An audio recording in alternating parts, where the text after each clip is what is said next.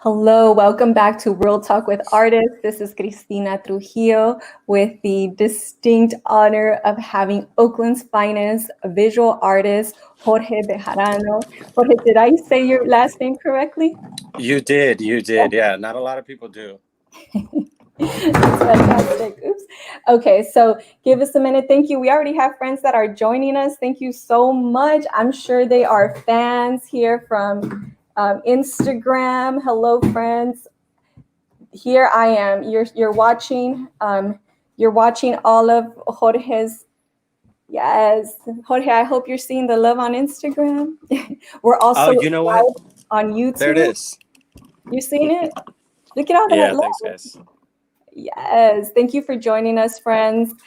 Um, Here, one second. We're kind of preparing here my equipment logistically. We're live on Twitter and on YouTube. Thank you so much for joining us again.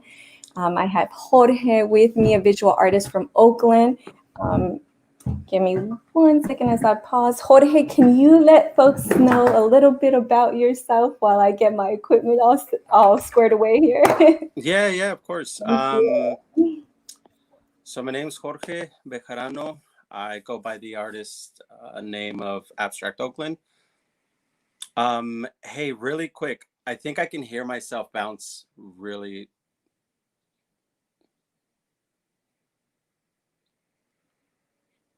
cool. My name's Jorge Bejarano. I'm an artist here in Oakland. I go by Abstract Oakland, and hold on. Yeah.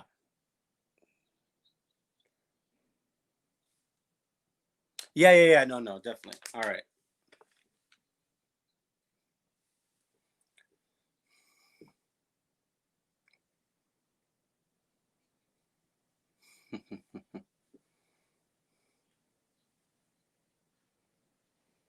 Yeah. Let's see. Let's start with I was born in Mexico City. At an early age, my parents came out to Oakland, and I've been here since. But I dedicated myself after high school um, to kind of produce art and just kind of get creative with, um, acrylic and canvas work. And I've been doing that for some time now, and I've been able to do some murals here in Oakland, famously known for those really dark cranes and really bright colors. I think they're all behind me and stuff. Yeah, yeah.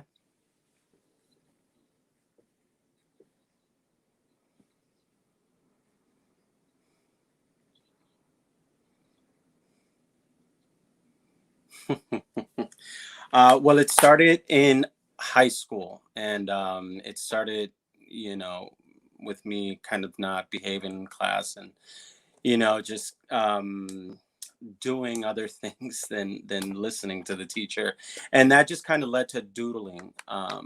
And I just really found myself getting stuck to doodling, and I would do that all day. And then it just slowly moved on to painting, and then now murals. But it was definitely during high school where I started to really enjoy painting. Yeah. So essentially, when you started in high school, prior to that, did you have an artistic medium or channel that you gravitated to? No, I really didn't. I think I was trying to find myself. Elementary school went by quick, and then I went to Westlake Middle School, and there it wasn't nothing but school. I knew I played soccer and stuff, but nothing creative.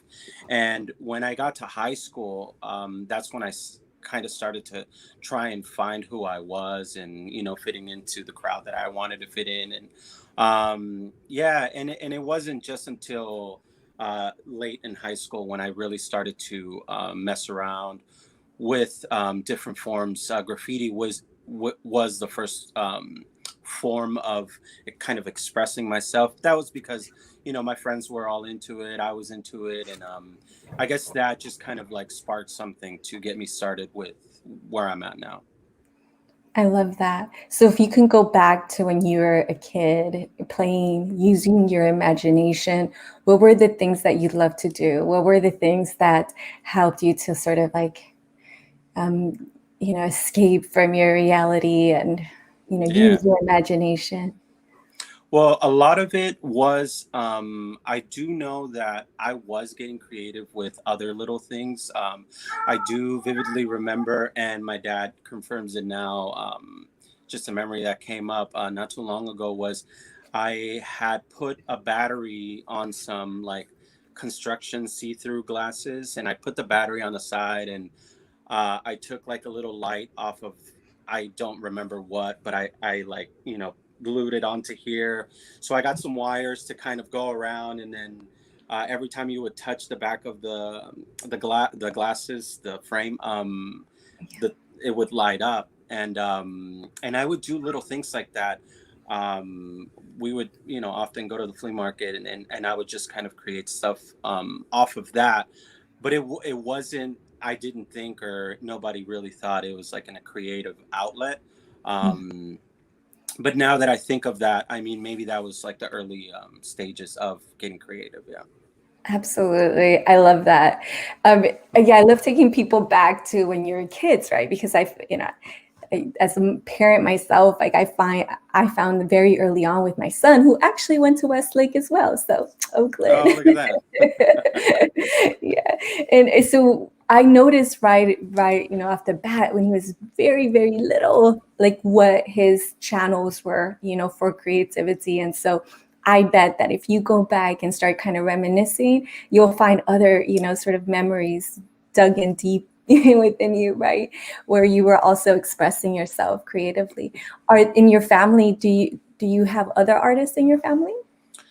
Not necessarily artists. I do remember, and this kind of connects to how I package things and how I do things. I do remember my dad, when he first moved to the U.S., he worked for a guy named Kenneth Banks, and I'm pretty sure he still does things. And he was a Native American guy. I never got to meet him, but my dad would take a lot of this work home, and it was working for this artist, this Native American artist, who would make all kinds of things and send them to gift shops. So my dad would bring a lot of this work home, and we would help with that, just kind of creating things. I mean, it's hard to describe, and I'm sure I have them here somewhere. But yeah, that definitely was maybe the closest thing that I had to someone being kind of creative in my family. Other than that, I mean, everybody's from Mexico, so not, everyone just kind of worked and stuff. No one really dedicated themselves to anything artistic, or yeah. Yeah, that's a very good point. Being on survival mode, in particular, like when we're immigrants or first gen, second gen immigrants, and when we're still really, struggling and surviving, it's really hard to not, like let that impact, right, or not have that rigor of survival impact our creative juices and our creative outlets. So I'm really glad that your father had this connection, right, that maybe even subconsciously at the time had this impact for you, that some type of influence. That's really lovely. So were you so you've lived in Oakland like your whole life? Yeah.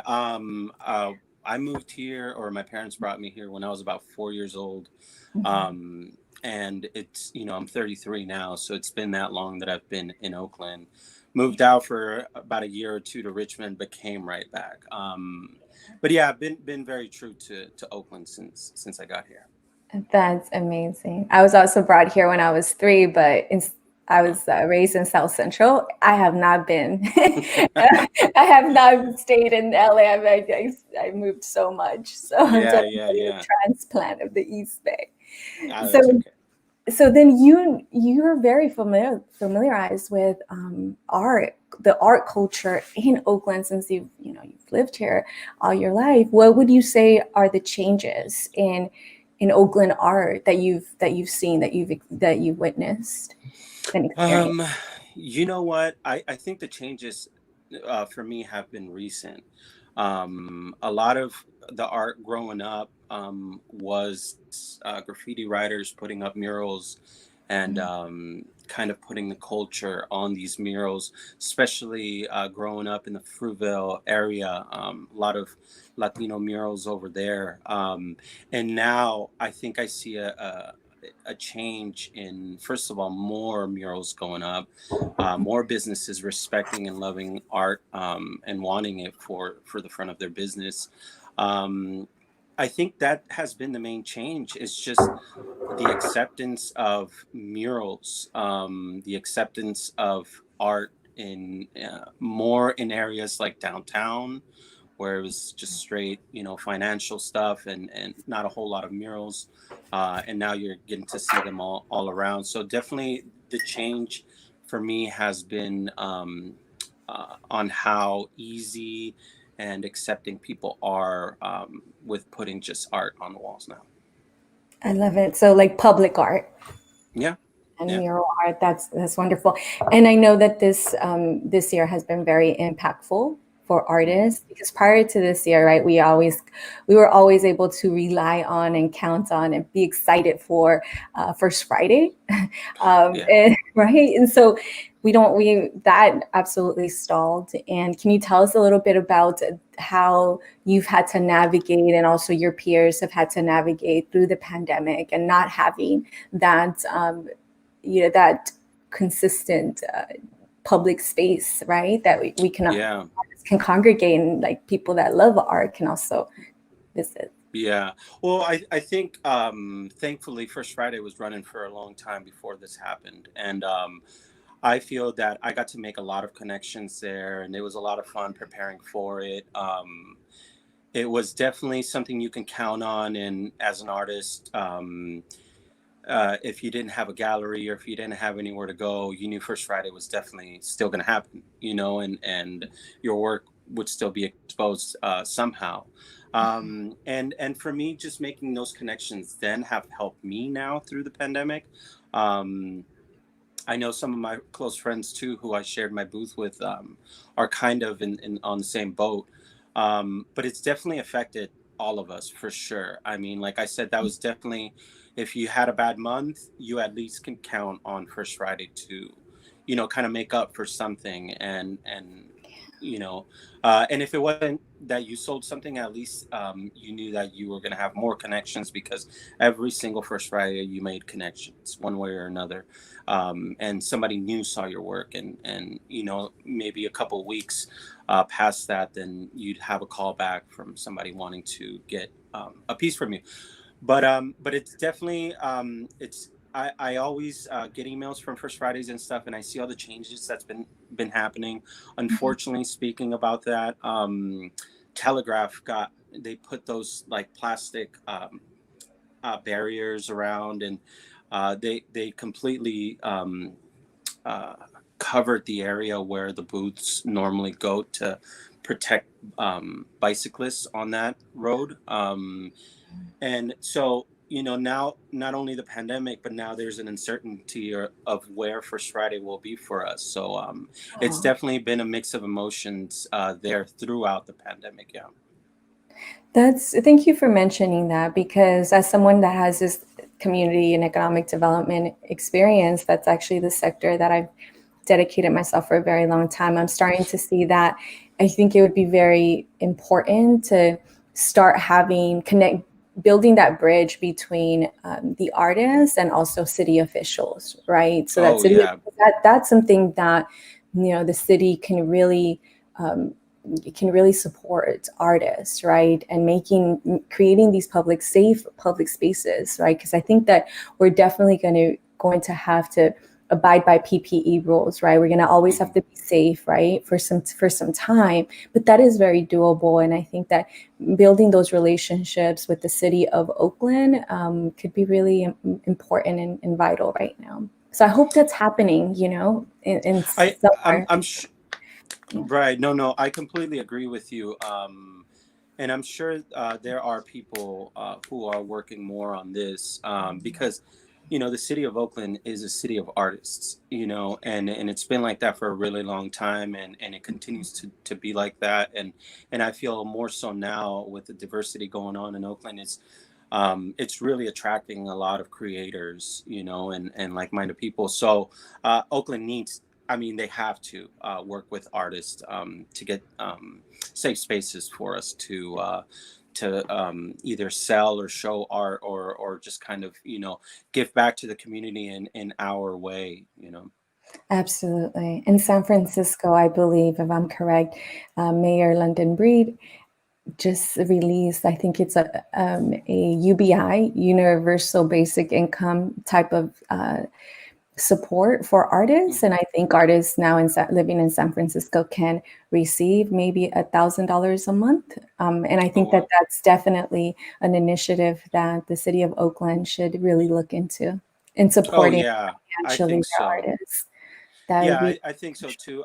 I've seen some grants going around and stuff, and I think that all of those are great ideas for artists. I mean, we all need help, and sometimes artists, we have a tough time selling and getting income during these times. But yeah. Props to the mayor of San Francisco for doing that for yeah. artists. I mean, that's great. Yeah. For recognizing, absolutely. So now going back to you and your art, and actually, I wanted to start this conversation by giving folks kind of like an idea of how I found you. I think I found you way back in the day, honestly, and I took a hiatus from Instagram. But your art is so captivating, right? Like seriously, if you're viewing us from YouTube or Twitter, you have to take a look at Abstract Oakland, the Instagram, Jorge's Instagram. It's so captivating. Once you look at it, you're just like, you have to follow that account because you want to stay up to date. And there are things that are going to, captivate you enough that you'd want to maybe put in a commission, for some art. But yeah, it was, when I found you, I was like, yeah, this is somebody I actually absolutely have to follow.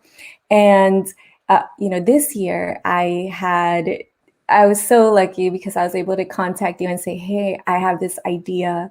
I want to memorialize my little furry baby that left us last year. And we had him for 13 years. And I said, I asked you if you can do something for our family to memorialize them. And so I sent you the picture. And oh my God, Jorge, you just to the T captured the essence of my little furry king and his brother Willie, who's still here with us today, thank God. But I want to share with everyone this picture. And then I want to ask you how this, unfortunately, you can't really see it really good on Instagram, but here I'll share my screen for other folks to be able to view it. Just You can really also quick, do it I on want to let you know YouTube that. and on Twitter, and then you'd be able to see the bigger images. Let's see. So here's what Jorge, this is the commission that Jorge did. Here's Elvis and Willie. Oh, Jorge, did I lose you? Hello? Oh no. So now you can actually see Jorge, but I might have lost him on Instagram. Let's see. Hi, Jorge. I think I lost you on Instagram. Hello? Oh, I think I can see you on both now. You can see me, right? But can you join us back on Instagram? I think, yeah. I don't know what happened there, but here All is right. the, yeah. Oh, beautiful. Okay. So here is, I was just, okay. Yeah. So Jorge, one thing, welcome back to Instagram. There I am. Here you are. Thank you. So when it comes to commissions, Jorge, how were you able to capture, Elvis's essence, right? Like there was so much in the picture that I sent to you, right? He's very furry. He has a lot. Yeah. So what goes into that process of capturing an image, right, from a JPEG hmm to being able to do something like this? Yeah, I mean, I think I can hear myself bouncing. Okay. Thank you very much. Yeah, thank you. So on pieces like this, and I think I remember talking to you about that picture specifically because of how much hair he had, and it does get tricky, especially with pets. I mean, um, we all know our pets, and you can't just substitute any pet for ours. You know, like you said, there's an essence to them. So, with all honesty, a lot of my art really got changed when I went digital.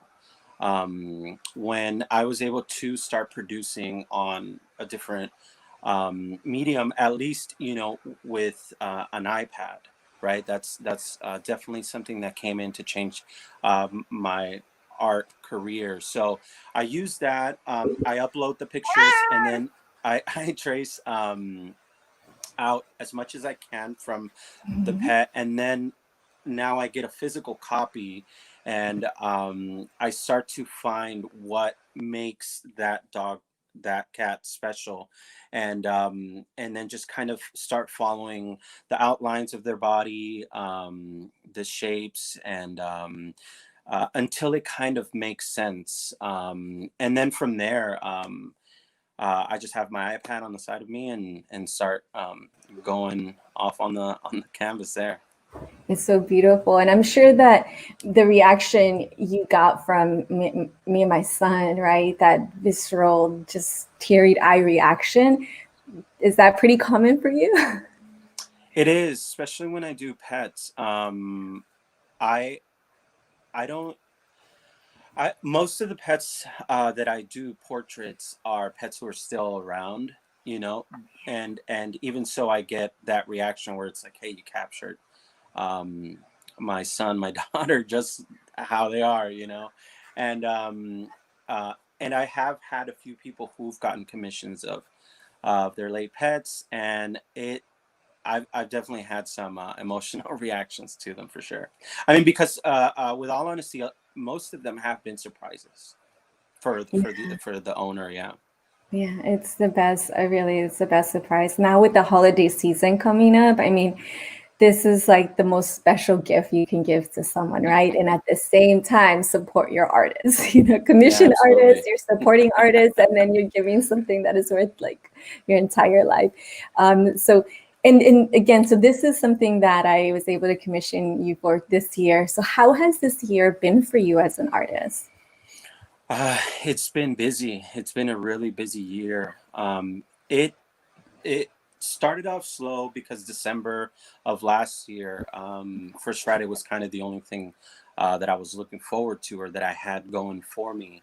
Um, and I think they canceled like December on us, and so January I feel it was the same. So or I think we got to do January, and that was really slow because it was really cold. And February it started to slowly pick up, but then we had the pandemic, and I thought that's how the year was going to end up being. And no, to my surprise, I started to put out work, and you know I was doing really well. And what gave me a boost to have or hopefully finish the year strong has been the Loteria, which I'm sure we'll talk about in a little bit. But yeah, the Loteria is what really kind of put me out there. I got a lot of attention on my social media, and that obviously just translated to more people getting commissions, you know, selling more shirts, selling more prints, and all that good stuff. I love it. And here I want to share with folks the Loteria. Um, it is so I'm hoping, I think that everyone already, people right now that are joining us on Instagram, I'm sure they've seen it. So instead of messing with my phone right now, because it's such a thing, I'm going to go ahead and feature it on these other channels. Your Loteria here. So this is the shirt of the Loteria. I love it because I love how essentially the Loteria, it's a board game, right? A card game. Correct. Can you describe it a little bit for us? Yeah. So the Loteria, I think the closest thing I can describe it to, it's like a bingo game. Yes. So bingo, you get a number picked, and then if you have that number on your board or your card, you stamp it, and then either you fill out a line a certain way, or you fill out the full board to be able to yell out bingo. But in this case, it's with cards, right? And each card represents something. So rules of the game are real simple and real similar to bingo. So you just pull out a card. Somebody playing the game is in charge of holding the deck of cards. You pull out a card, and whatever image is on there, you say it out loud, and then everybody who's playing, they get one of these tablas. And if the card that came out is on your board, you either, there's so many ways people play, but you can put a bean traditionally, a dry bean, you put it on. I sold some of these with red see-through chips that you place on there, and then people just have different ways of playing with quarters and stuff. So once you fill out the whole card or a certain line, if that's the rules that you guys created or decided to play by, you win the loteria. And then traditionally, at least with my family, we play with quarters. You have to buy your tabla basically, so you pay $1 or a quarter, whatever you're betting, and you just put it in the middle of the table, and then whoever gets loteria, they get that little that pot of what is it, $2-3 or whatever, and then it just goes on until somebody has the majority of the money. I love this. And so you and my friend Casemiro, hi. So he mentioned, I actually tagged him on this picture because I was like, this would be so awesome for us to play. I Oh had yeah, us very play cool. the Loteria for like one of my birthdays. And yeah, so but the really fascinating part of your Loteria is you're paying homage to Oakland, right? So so tell us a little bit about your version of the Loteria. Yeah, already everything that I do is Oakland. I'm real proud of the city, real proud of growing up here and calling this my home. So, it just wasn't hard for me to dedicate the Loteria to Oakland. Yeah. It started off with just a card, and like I said, I was one day just sketching on my iPad, and one of my designs ended up looking like a Loteria card, and I decided to turn it into an actual Loteria card. So I shared that around with my friends, and we all thought it was pretty cool and funny, and then I started to kind of play around and just make it funny, and just I Mhm. continued to share it within my friends. And by that time, I already had enough to build one of these tablas, and I ended up making the tabla, and to me it wasn't super hard to do. So from then on, I was just like, well, why can't I keep going? And Yeah. once I focus onto a project, it's really hard for me to do anything else, and I just go straight at it. So for about 2 weeks, I was just day and night creating these cards, and you know, I, bouncing them around again with friends and seeing which ones my friends felt connected with, which ones I felt connected with. And like I said before, I made about 85 different versions of different cards. And I started to study the Loteria a little bit more, and the origins of it, how many cards in the deck, and if there was any other versions of it.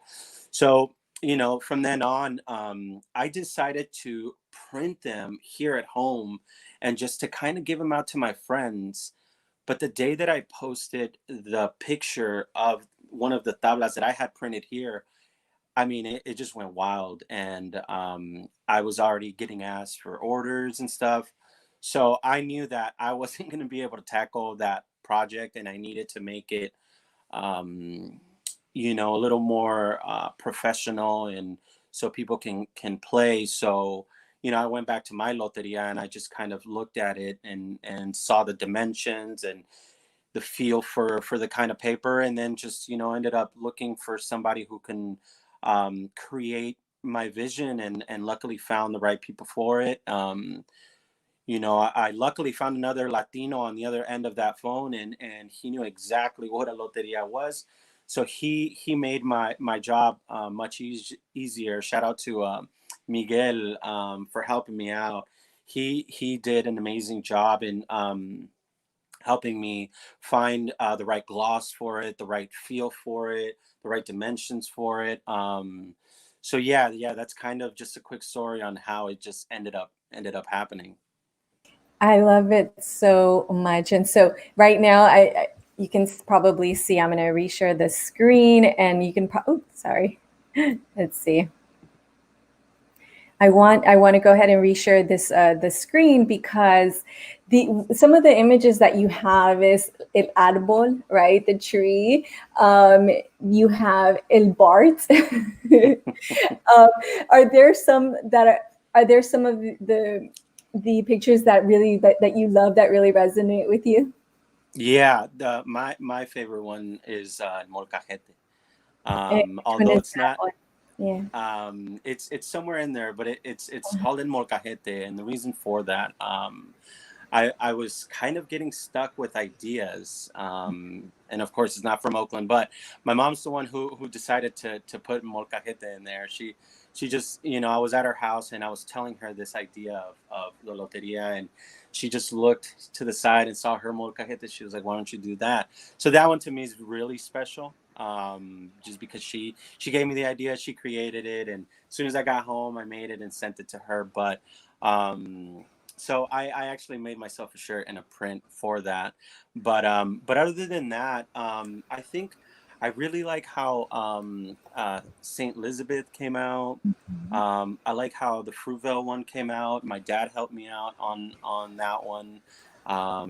So yeah, there's just a few that really connect with me for sure. I love that. And so I would love to have folks that are joining us live add to the conversation. Have you brought the loteria? I have Soul Speaks. She mentioned we play with frijoles. Yeah, Yeah. that's so cool. And so anyone here has bought the loteria or has commissioned Jorge for any art, please let us know. If you have a question for Jorge, this is your chance to ask him a question that you have. Maybe it's about his personal journey or his creative process. This is Hey, really wonderful. real quick, shout out to Soul Speaks. A little quick story. She's almost bought everything that I've released. She's gotten a commission for her friend and for herself.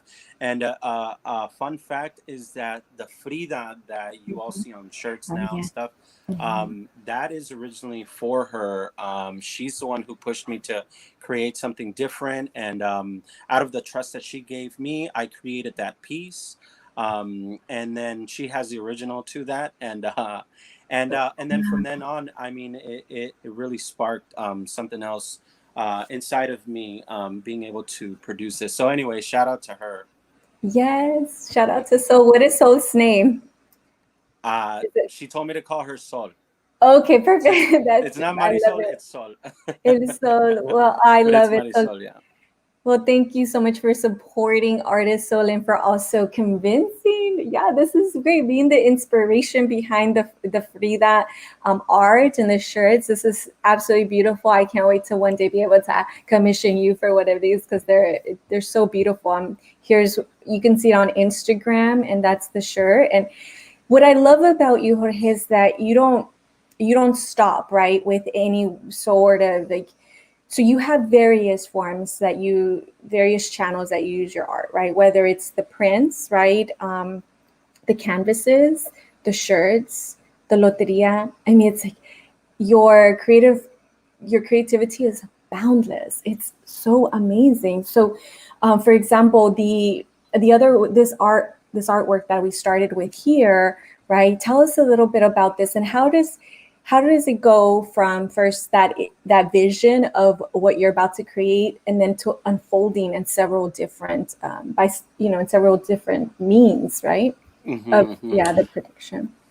Well, first, I think every artist isn't limited with creativity, and I think it really depends on what your tools are. that really depends a lot on what you're able to put out there. So uh, I when I started painting, I thought that painting was the only form of uh, getting creative for me. And it wasn't until I started to get into mixed media, I got into wheat pasting, and just combining all that stuff really gave me a sense of, I guess it gave me a feel for different mediums, and it made me look for other ways of expressing my art. And obviously with that come shirts and anything that you can think of. I mean, all of my close artist friends, they also have different ways that they put their stuff out, from keychains to all kinds of things.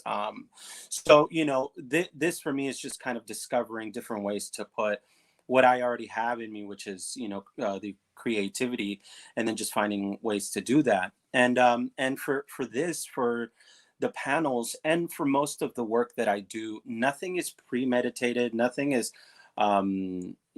everything is just from scratch, and it is as I go. Sometimes I will just paint 10, 15, 20 different backgrounds on different canvases and wood and stuff. Um, just because I like to get in the mode of just working a brush a certain way, and I don't want to think too much about details or anything. So, sometimes I get into a mode where it's just all day I'm just doing backgrounds, and then my studio's just covered in pieces that have backgrounds. So from then on, I look at it and I stare at one of them. Like, I say, okay, I'm going to paint this green one today, and I'll put it up just like you see right there on the easel, and I'll put it up and stare at it for a little bit. And I already kind of know what I like to paint. So I guess I can almost see it on the painting. And if, it's one of those things that just clicks, and then it's like, boom. And like I said earlier, it's once I get my hand into a project and it clicks, I'm just going straight at it, and sometimes I'll look at multiple backgrounds, and I already know what's going to go on it. So then I'll dedicate one full day to just like go at it with cranes and like merits and all that good stuff from Oakland. So thank you so much. So she mentions moving past gallery art, but functional and wearable art. Yes, she's like, get it, primo. Yes, that's so wonderful. This is great. So right now, are we viewing right now where the magic happens? Is this the studio? This is the studio. It is where I go, and I spend a lot of hours in there. Sometimes, I'll close the door and just play music, and put a lock on it, so I know I'm just like in there by myself. And I've been blessed with this studio, and just to have something like this, it gives me the opportunity to work on multiple projects at the same time. As you can see there, behind where I'm taking the pictures, a huge table where the art pieces get made. So I'm consistently just working around in there. But yeah, this is definitely where it all happens. I love it. So ask us, she just asked a question. Thank you so much, so for participating. She says, how do you move within the gallery spaces, especially in elite art spaces? This is a fantastic question, because that's one of the things that I had in mind about asking you, like, what's next for Abstract Oakland? What's next for Jorge? So maybe like, yeah, you can answer this question here, and, combined with what's in the future for you. So, I mean, I have only been to one gallery, and that was my good friend Maria. She got me into it, and actually, that's how I met her in Jack London. It's the only real gallery I've ever been into, or the gallery feel.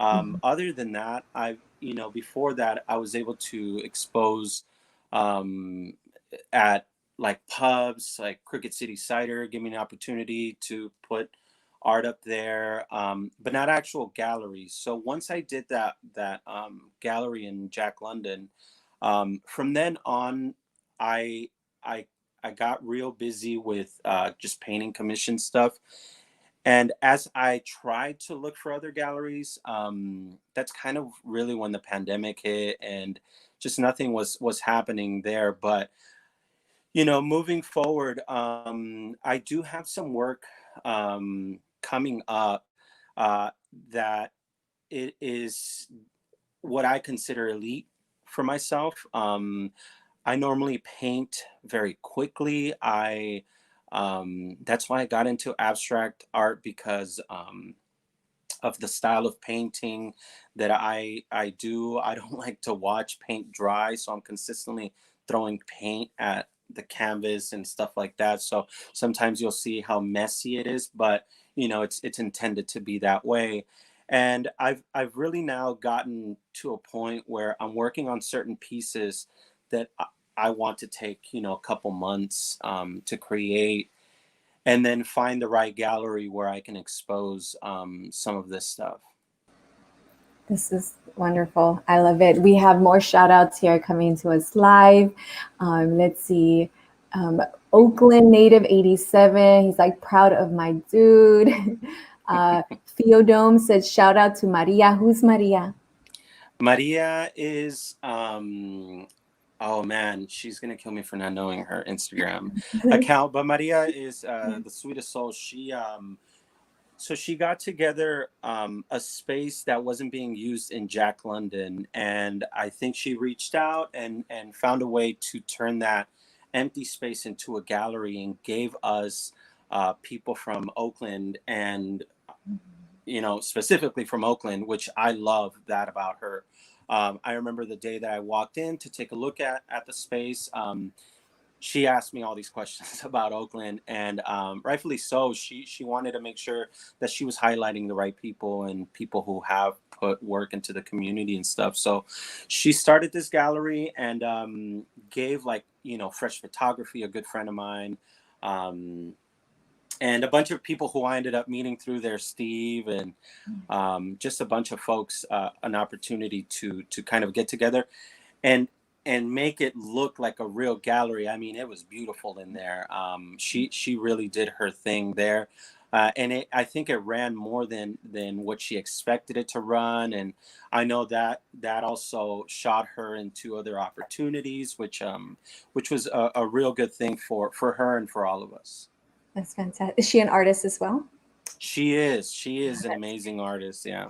Okay. And then Sophia Dome said, how do you push yourself artistically while keeping up with the amount of work you push? Thank you. That's such a perfect question.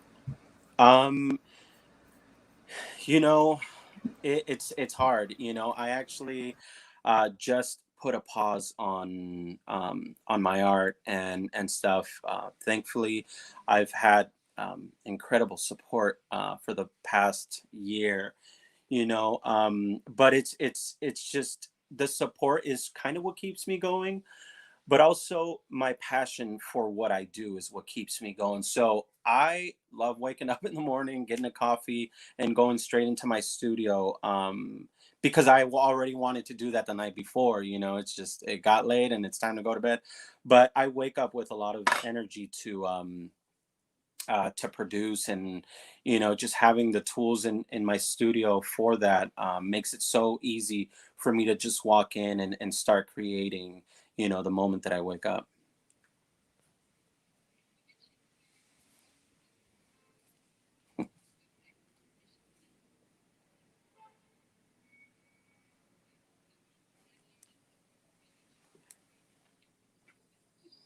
Yeah, that's really what it is. Some of these projects that I have going on, they're murals, they are big commissions, and people really kind of spending good money on these pieces. So if I continue to accept orders, then I feel like I'm not giving it my best on each painting, and that it's definitely something that I don't want. I don't want to project, and I don't want anyone to feel that their piece was rushed or anything. So I kind of had to be honest with myself, and I had to say no. And basically, this is my no until I can clear up some space for everything that I've got going on right now, and continue to provide, quality work for those who are reaching out for it. I love it. We have another question. I love how interactive people are today. Mr. Kin 20, he says, do you feel that your work and artists like you can develop a sense of community? Thank you for the question. Can you repeat that again? Oh, sure. It says, do you feel that your work and artists like you can help develop a sense of community? I think so. Definitely. I try to stay away um, from anything that's not my business, but understanding that I have a different platform, and how much I'm connected with people. I understand that I have the right platform to get people to work together, and build a community out of just simply what I do. And yeah, I definitely think so. Yeah. I love it. And I want to mention I want to go back actually to this question of how do you push yourself? I have a feeling that because you are so tapped into your divine nature to create, right? It's like what you were here to do, right? You have this channel, right, of creativity and of flow. I have a feeling that is essentially because you're connected, you're aligned with you're on your path, and you're completely aligned with your soul's purpose. It feels like that's what helps you to wake up in the morning, and helps you maybe to be energized to like conquer the day. Because I actually asked you on a comment here on Instagram about your processes. So like, what does it take? What does your days look like? And you mentioned that you have a very long day. I think you mentioned your days start at 4 a.m. So is it because of that sense that you are living your soul's purpose, that you feel like that's what gets you up so early and has you working till really late at night? Yeah, absolutely. I think you hit the nail right in the head. It's just that, it's a passion. When I started painting, I didn't know it was a passion until I did it. As I got older, I understood that the only thing that would calm me down and make me happy was painting. And now doing that for a living, and having so much support, it definitely makes me feel like that is my purpose. Just from the feedback that I get from people and all. But yeah, that I've heard it so many times when people say, I have my own business and I'm really tired and I work 20 hours a day or whatever it is. They're like, but I'm not as tired as I would be working for somebody else. It's like, that every single ounce you know, um, of what you put into your business, it's for you, and you feel it grow. You feel your business grow, and so it just pushes you to just do more of that. So yeah, my days do start that early. It doesn't mean I'm up already doing a bunch of things, but there's a lot of work that needs to be done, that it's not only just creating paintings and all that stuff. My morning starts with getting orders in, printing the shipping labels out, seeing what I have in stock, getting orders ready. Like this morning, I got like 20 orders ready. And then my next step is to go, and this is on the daily, it's to go and drop them off. And when I'm at the post office, and then from there, I have to go visit different stores to get what I need for the day, whether it's like paper to print on for the prints, or paint or ink or all kinds of stuff. And yeah, by that time I make it home, I paint for as long as I can, take my breaks here and there, but I'm consistently just in the studio. And then 9-10 p.m. hits, time to come in, have dinner, and then just go to bed and do it all over again the next day.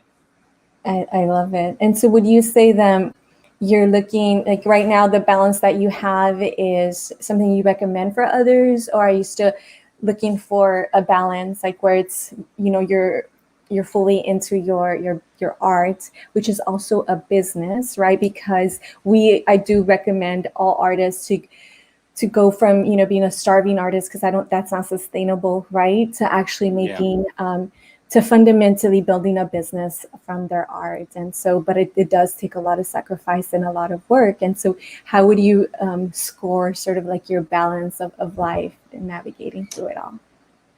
I'm still getting there. I feel that it shouldn't be taking me all day to produce and get things done. I think eventually I'll be able to control it a little bit more. But that comes with time and kind of learning how the industry works. But one second. Yes, absolutely. Sorry, my dog got caught on the blanket. Oh, I would love Um, her. I was just about to ask she, her. Ask well, about it. here's the other one. I'll show you this one here. Okay. Oh, she's so This cute. is Camila. Camila, she's 19, right? Yeah, she's been with Oh me since since I was 16 years old. She's not about it. my She God. doesn't like to be. Sorry, where were we? Thank you.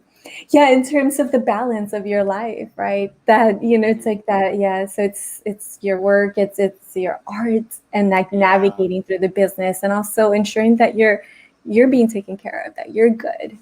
yeah, right. I mean, it with all honesty, it's a lot of work, Yeah. but like I said earlier, it when it's your passion, it doesn't matter how much work it takes, and you're happy to do so. But yeah, it took me some time when I was working in the restaurant industry and painting at the same time. It took me about a year or two to kind of decide that this is something that I really wanted to do for a living. Mhm. So the way that I went about that was just making sure that the money that I was getting from my job, it was being put into or fueling my side business, which was the art. And so I just kept doing that and not jumping straight at it, because I think I would have been discouraged if I would have jumped ship and it would have sank. And I think things like that, you just kind of don't want to even risk it again. So I went slow, and Mhm. when I felt that I was now my job was getting in the way of my creative part, like I Mhm. was having a bunch of commissions over here, but I Yeah. couldn't get to them because I had to go to work. And coming back from work, busting my butt off for, 8, 10 hours wasn't the same as what I was getting for these paintings here. So for me, the transition wasn't too hard. It was just waiting for the right moment, Mhm.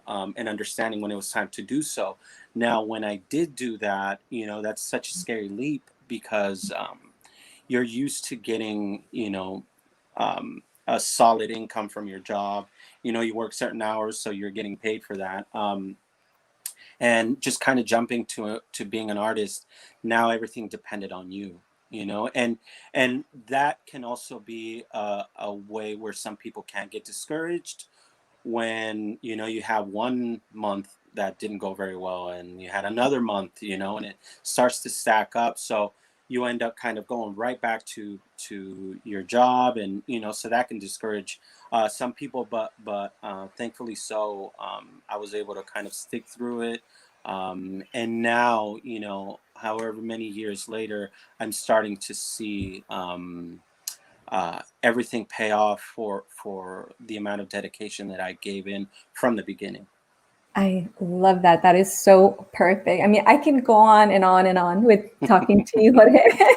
Thank you. You're just treasure, it's like this treasure box, and it's just I so much appreciate you. cool from. No, I appreciate you too. And so one of this right here that you just mentioned, I have to pin it. You guys, like, we need to come back to this, because I know that there's several artists. I have this platform every Tuesday. I speak to artists, and there's certain, there are, artists like you who have, for many years, right, have been putting in the work, have been putting in the practice, right? So now you're at a place where you can really, showcase and feel good. This is your path, right?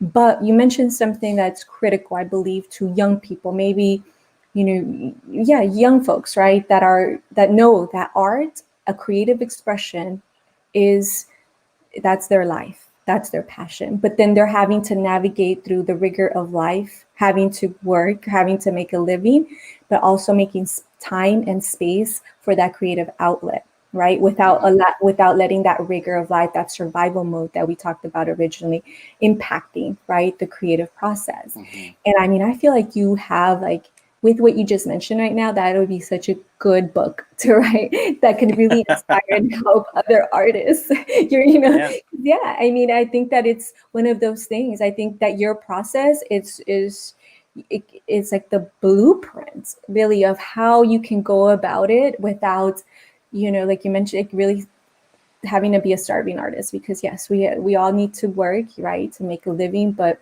I really appreciate you sharing your process. I feel like it was very sustainable, and now you're here. And now the bigger question is, like you mentioned in your post, you're a one man, business, right? Yeah. When are you thinking of expanding, right? Of maybe hiring people to help you even expand further? Yeah. Well, it's been something that I've been thinking about for some time, but I think with that, um, I have to wait for the right time, and because I'm busy right now doesn't mean that I'll be busy forever, So taking a risk in hiring someone, and maybe, we have January, February, March where they could be slow months. I'd hate to put someone out of their job. So I think for now I rely on the support from my closest friends and family, which I do get a lot of that from. And that helps me kind of continue to be a one person company. But I think eventually when I pick up on bigger projects, and I'm able to do that consistently, then I think that will be the right time to get someone to come in and help me out with what I do. And thankfully, I've been an intern myself. I've been an apprentice myself, in different things with tattoos and with art and stuff. And I see how much that can benefit the both of us. There are things that I'd love to have help with, and I'm sure within that process, the apprentice, they can learn so much from what I'm doing, because there is so many ways to mess up, with this, especially with shipping and how to talk to clients and all of the behind the scenes stuff, not just painting, and treating it like an actual business. There's so many trial and errors, that we go through, that if I did have an apprentice, maybe they wouldn't go through the same struggle. And like you said, they might be able to see the blueprint within what I do, and help them out with their own personal artist career. I love that. Again, I mean, there's so much more that I want to talk about, but we only have a few more minutes before we get booted out of Instagram. If anyone wants to ask Jorge a question, here's your time. Detachable Gemini. Ooh, I love that Instagram name. She mentioned Scammy, right? Your little dog. She said a shout out to her, to Camila. That's so That's beautiful. that's that's my cousin from Kansas. She supports me Oh, every that is, day, every night, yeah, forever. So shout out, Claudia, I love you. oh, I love that so much. Okay, so let's end with this question. Now, we know that it was high school. In high school, that's when, you started to see, art and channeling your energy and expressing yourself, so wonderfully and powerfully. It was in high school, right? What would you tell? What would Jorge, you mentioned your age, you're in your 30s. What would Jorge in his 30s right now, in this moment, tell, say to advise your high school Jorge? I think that I'm in the position where I want to be. I'm in the position that I feel that I'm growing. I know I am where I'm supposed to be. So I wouldn't tell myself to change anything. I think the only thing that I would tell myself would be to not worry so much, and that everything's going to be fine. Growing up with you know, all kinds of different problems, you get really lost into who you're gonna be, and you see all your friends making moves, and you just don't know what's going on with you, right? And all you got is it's art. So I think I tell myself to not get discouraged, and just repeat the story, because you're gonna end up in a really good spot. Oh, I love that so much. Repeat the story because you're gonna end up in a good spot. So, Jorge, how can people, Patreons of the arts, how can people support you? Not just commission your work, but support you. How can they find you and support you? Do you have a Patreon account? I do not. The only thing that I have is just Instagram, and that's kind of it. I just recently opened my Facebook account because I realized not everyone is on Instagram, and I wanted to share it to other people, especially my family from Mexico, who they only have Facebook. So yeah, no, I think the biggest support, it's what's already being done. You know, I think shares and comments go a long way.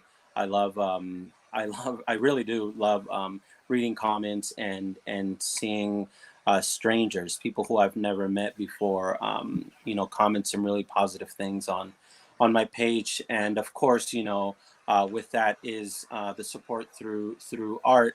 And um, and I one of the things with what I do and how I produce work is that I feel like I need to give you more than what you paid for.